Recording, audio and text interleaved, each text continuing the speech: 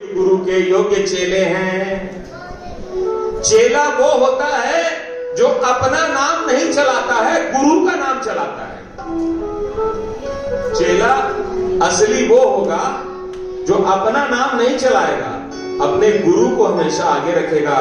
तो हमारे जो बर्बरीक जी हैं, ये बहुत होशियार है, चतुर है, हनुमान जी की तरह बुद्धिमान है ये। तो ये अपना नाम बर्बरीक नहीं चलाते हैं, ये अपने गुरु का नाम श्याम चलाते हैं। इसलिए अपने को जब पुजवाते हैं तो श्याम नाम से पुजवाते हैं, क्योंकि बर्बरीक का कोई लोक नहीं है, कोई धाम नहीं है। बर्बरीक बर्बरीक बोलिएगा तो मरने के बाद में कहां जाइएगा? बर्बरीक के नाम से कुछ ही नहीं है, लेकिन श्याम के नाम से तो गोलोक है, स्वर्ग है ना। तो ये जिसका नाम आदमी जपेगा उसी को प्राप्त करेगा। ये इतने चालू है कि अपना नाम नहीं पूजवा के श्याम नाम से अपने को प्रचारित करवाते हैं। इसीलिए हम लोग सबको इनको श्याम बाबा बोलते हैं और श्याम नाम से ही भजन बोलते हैं। बोलो श्याम प्यारे की। तो इस तरह से हमारे बाबा महिसागर संगम में गए और वहां पर घटोत्कच जी जंगल में चले गए, लौट गए। और बर्बरीक जी जो है महिसागर संगम तीर्थ में आए और वहां पर इन्होंने एक स्थान पर अपना आश्रम बनाया। वो बर्बरीक जी का, हमारे श्याम बाबा का जो आश्रम है, मैं देख के आया हूं। वहां पर एक जल का कुंड भी है, उस कुंड के जल से ये देवियों को स्नान कराते थे। वहां पे 14 देवियों के मंदिर हैं, एक जगह पर नहीं है, अलग अलग एरिया में है। कोई आधा किलोमीटर दूर है, 1 किलोमीटर, 5 किलोमीटर, ऐसे करके देवियों के मंदिर हैं। और बहुत ही सुंदर सुंदर मंदिर हैं, पुराने जमाने के मंदिर बने हुए हैं, आज भी उसी रूप में है। शिव जी के बहुत सुंदर सुंदर वहां पर शिवलिंग है। वो सब मुझे दर्शन करने का, बाबा ने बोला, अरे तू मेरी कथा लिख रहा है, पहले वो जगह तो देख के आ जहां पे मैंने तपस्या करी थी, जहां पे मुझे देवियों से वरदान मिला था। और ये सब बातें भारत भूषण जी जो हमारे महाराज जी हैं, इस आश्रम के प्रधान सेवक, वो जानते हैं कि कैसे कैसे मैंने कथा लिखी, कैसे कैसे बाबा ने मेरे को महिसागर संगम भेजा। इसीलिए तो यही सब देख के तो उन्होंने आज मुझे, भारत भूषण जी प्रधान सेवक जी ने मुझे यहाँ कथा करने के लिए बुलाया है कि आप इस आश्रम में आने वाले लोगों को बताइए कि किस तरह से बाबा की क्या महिमा है, उन्होंने तपस्या कहाँ की, क्या सच्चाई है, वो सच्चाई, सच्चे दरबार की सच्ची कथा सुनाइए। तो मैं आज इंद्रप्रस्थ से चल के यहाँ आया हूँ और मेरा परम सौभाग्य है कि मुझे श्याम बाबा की कथा करने का अवसर मिल रहा है। बोलो खाटू नरेश की। और इस तरह से बर्बरीक जी ने 3 वर्षों तक, 3 साल तक वहां महिसागर संगम में निवास करने वाली देवियों की पूजा की, अर्चना की, उनकी वंदना की, उनकी आराधना की। और 3 साल के बाद देवियां प्रसन्न हो गई। बोलो देवी माता की। 3 साल के बाद जो वहां देवियां रहती थी वो प्रकट हो गई और उन्होंने दर्शन, साक्षात दर्शन दिया बर्बरीक जी को। क्यों दिया? क्योंकि भगवान कृष्ण ने उनको भेजा था। और फिर बर्बरीक को शक्ति ने दिया अमर वरदान। बर्बरीक को शक्ति ने दिया अमर वरदान। हुआ न होगा कोई भी तुम जैसा बलवान।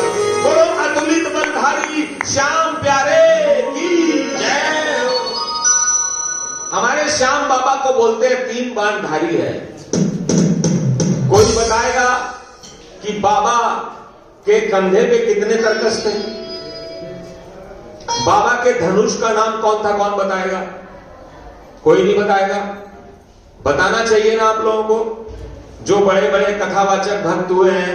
ये तो जो श्याम बाबा की नगरी में आएगा, श्याम बाबा से जुड़ेगा, उनको तो आते ही पता चल जाना चाहिए इनकी कथा के बारे में। नहीं, जैसे ये पहली बार आई है तो इनको पता चल रहा है, ऐसे सबको पता चलना चाहिए था ना। आज मैं आपको बताता हूं, पढ़ लीजिएगा इस कथा को।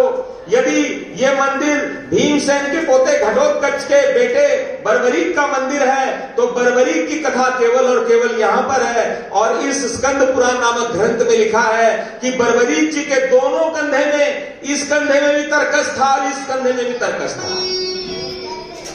और उनके राम जी के धनुष का नाम कौन बताएगा? कृष्ण जी के धनुष का नाम कौन बताएगा?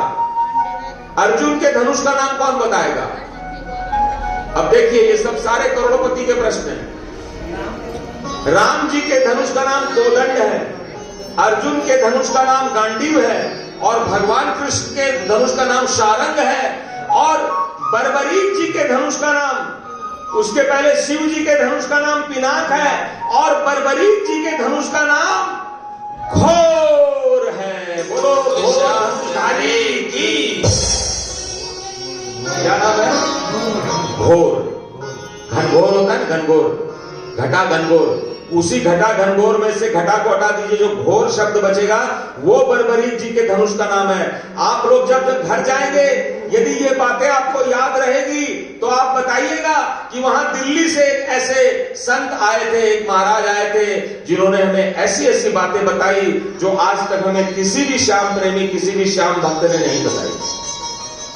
और ये बातें मैं कोई बना के नहीं बता रहा हूं, मैं तो वही बता रहा हूं जो स्कंद पुराण में, जिससे राम जी के मंदिर का केस जीता गया था, उससे बता रहा हूं। सत्यनारायण भगवान की भी कथा इसी में है।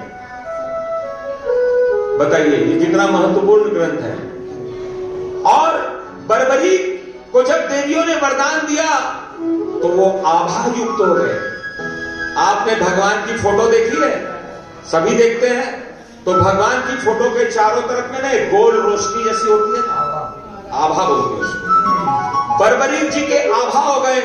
उनका शरीर जो है ऊंचे पर्वत के समान हो गया, और उनके हाथ, पांव, सिर, मस्तक, नेत्र चमकीले हो गए।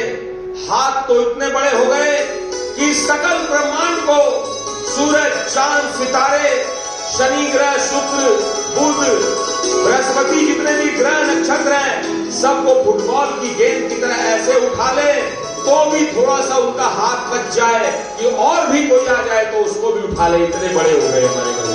बोलो विशाल काय बर्बरीक जी महाराज की जय।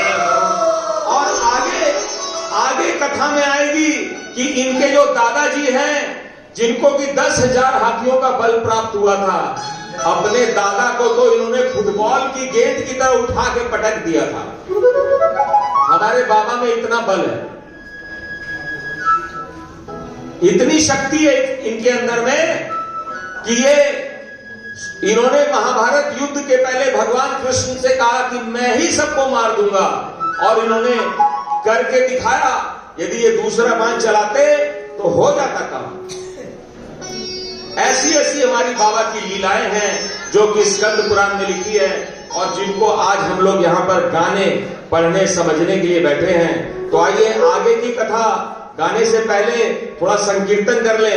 बोलो बोलो प्रेमियों श्याम बाबा की जय। बोलो